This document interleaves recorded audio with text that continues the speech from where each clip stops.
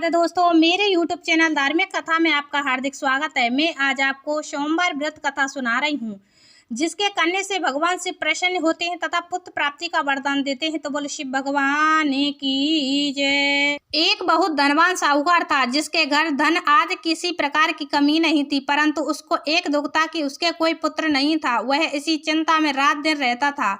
वह पुत्र की कामना के लिए प्रति सोमवार को शिवजी का व्रत और पूजन किया करता था तथा सायंकाल को शिव मंदिर में जाकर शिवजी के श्री विग्रह के सामने दीपक जलाया करता था। उसके इस भक्ति भाव को देखकर एक समय श्री माता पार्वती ने शिवजी महाराज से कहा कि महाराज, यह साहूकार आपका अनन्य भक्त है और सदैव आपका व्रत और पूजन बड़ी श्रद्धा से करता है। इसकी मनोकामनाएं पूर्ण करनी चाहिए। शिवजी ने कहा, हे पार्वती, यह संसार कर्म क्षेत्र है। जैसे किसान खेत में जैसा बीज बोता है वैसा ही फल काटता है, उसी तरह इस संसार में जैसा कर्म करते हैं वैसा ही फल भोगते हैं। पार्वती ने अत्यंत आग्रह से कहा, महाराज, जब यह आपका अनन्य भक्त है और इसको अगर किसी प्रकार का दुख है तो उसको अवश्य दूर करना चाहिए, क्योंकि आप सदैव अपने भक्तों पर दयालु होते हैं और उनके दुखों को दूर करते हैं। यदि आप ऐसा नहीं करेंगे तो मनुष्य आपकी सेवा तथा व्रत क्यों करेंगे। पार्वती जी का ऐसा आग्रह देख शिवजी महाराज कहने लगे, हे पार्वती, इसके कोई पुत्र नहीं है। इसी चिंता में यह अति दुखी रहता है। इसके भाग्य में पुत्र न होने पर भी मैं इसको पुत्र प्राप्ति का वरदान देता हूँ, परंतु यह पुत्र केवल 12 वर्ष तक जीवित रहेगा। इसके पश्चात वह मृत्यु को प्राप्त हो जाएगा। इससे अधिक मैं और कुछ नहीं कर सकता। यह सब बातें साहूकार सुन रहा था। इससे उसको ना कोई प्रसन्नता हुई और ना ही कुछ दुख हुआ। वह पहले जैसा ही शिवजी महाराज का व्रत और पूजन करता रहा। कुछ काल व्यतीत हो जाने पर साहूकार की स्त्री गर्भवती हुई और 10वें महीने में उसके गर्भ से अति सुंदर पुत्र की प्राप्ति हुई। साहूकार के घर में बहुत खुशी मनाई गई, परंतु साहूकार ने उसकी केवल 12 वर्ष की आयु जान कोई अधिक प्रसन्नता प्रकट नहीं की और ना ही किसी को भेद भी बताया। जब वह बालक 11 वर्ष का हो गया तो उस बालक की माता ने उसके पिता से विवाह आदि के लिए कहा, तो वह साहूकार कहने लगा कि अभी मैं इसका विवाह नहीं करूंगा, अपने पुत्र को काशी जी पढ़ने के लिए भेजूंगा। फिर साहूकार ने अपने साले अर्थात बालक के मामा को बुलाकर उसको बहुत सा धन देकर कहा, तुम इस बालक को काशी जी पढ़ने के लिए ले जाओ और रास्ते में जिस स्थान पर भी जाओ यज्ञ करते और ब्राह्मणों को भोजन कराते जाओ। वह दोनों मामा भांजे यज्ञ करते और ब्राह्मणों को भोजन कराते जा रहे थे। रास्ते में उनको एक शहर पड़ा। उस शहर में राजा की कन्या का विवाह था और दूसरे राजा का लड़का जो विवाह करने के लिए बारात लेकर आया था वह एक आंख से काना था।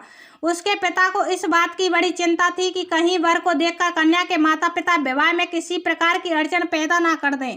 इस कारण जब उसने अति सुंदर सेठ के लड़के को देखा तो मन में विचार किया कि क्यों ना दरवाजे के समय इस लड़के से वर का काम चलाया जाए। ऐसा विचार कर वर के पिता ने उस लड़के और मामा से बात की तो वे राजी हो गए। फिर उस लड़के को वर के कपड़े पहना तथा घोड़ी पर चढ़ा दरवाजे पर ले गए और सब कार्य प्रसन्नता से पूर्ण हो गया। फिर वर के पिता ने सोचा कि यदि विवाह कार्य भी इसी लड़के से करा लिया जाए तो क्या बुराई है। ऐसा विचार कर लड़के और उसके मामा से कहा, यदि आप फेरों का और कन्यादान का काम भी करा दे तो आपकी बड़ी कृपा होगी और मैं इसके बदले आपको बहुत कुछ धन दूंगा। तो उन्होंने स्वीकार कर लिया और विवाह कार्य भी बहुत अच्छी तरह से संपन्न हो गया। परंतु जिस समय लड़का जाने लगा तो उसने राजकुमारी की चुंदड़ी के पल्ले पर लिख दिया कि तेरा विवाह तो मेरे साथ हुआ है, परंतु जिस राजकुमार के साथ तुमको भेजेंगे वह एक आंख से काना है और मैं काशी जी पढ़ने जा रहा हूँ। लड़के के जाने के पश्चात उस राजकुमारी ने जब अपनी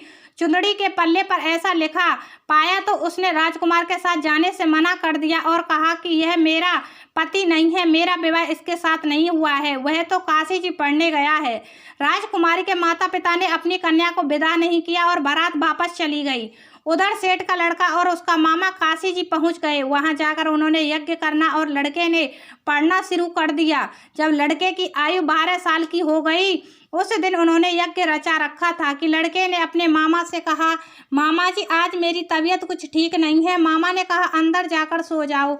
लड़का अंदर जाकर सो गया और थोड़ी देर में उस प्राण निकल गए। जब उसके मामा ने आकर देखा तो वह मुर्दा पड़ा है तो उसको बड़ा दुख हुआ और उसने सोचा कि अगर मैं अभी रोना पीटना मचा दूं तो यज्ञ का कार्य अधूरा रह जाएगा। अतः उसने जल्दी यज्ञ का कार्य समाप्त कर ब्राह्मणों के जाने के बाद रोना पीटना आरंभ कर दिया। संयोगवश उसी समय शिव पार्वती जी उधर से जा रहे थे। जब उन्होंने जोर जोर से रोने की आवाज़ सुनी तो पार्वती जी कहने लगी, महाराज कोई दुखिया रो रहा है, इसके कष्ट को दूर कीजिए। जब शिव पार्वती ने पास जाकर देखा तो वहाँ एक लड़का मुर्दा पड़ा था। पार्वती जी कहने लगी, महाराज यह तो उसी सेठ का लड़का है जो आपके वरदान से हुआ था। शिव जी कहने लगे, हे पार्वती, इसकी आयु इतनी थी सो यह भोग चुका।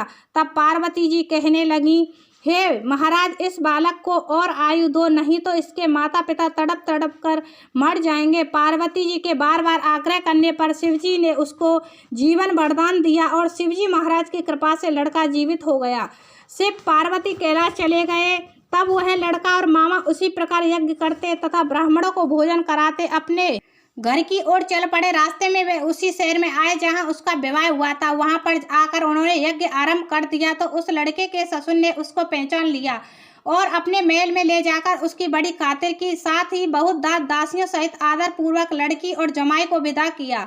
जब वे अपने शहर के निकट आए तो मामा ने कहा, मैं पहले तुम्हारे घर जाकर खबर कर आता हूँ। जब उस लड़के के मामा घर पहुंचा तो लड़के के माता पिता घर की छत पर बैठे थे और यह प्रण कर रखा कि यदि हमारा पुत्र सकुशल लौट आया तो हम राजी खुशी नीचे आ जाएंगे, नहीं तो छत से गिरकर अपने प्राण खो देंगे। इतने में उस लड़के के मामा ने आकर यह समाचार दिया कि आपका पुत्र आ गया है, तो उनको विश्वास नहीं आया। तब उसके मामा ने शपथ पूर्वक कहा कि आपका पुत्र अपनी स्त्री के साथ बहुत सा धन लेकर आया। तो सेठ ने आनंद के साथ उसका स्वागत किया और बड़ी प्रसन्नता के साथ रहने लगे। इसी प्रकार से जो कोई भी सोमवार के व्रत को धारण करता है अथवा इस कथा को पढ़ता और सुनता है, उसकी समस्त मनोकामना पूर्ण होती है। तो बोले शिव भगवान की जय, माता पार्वती की जय।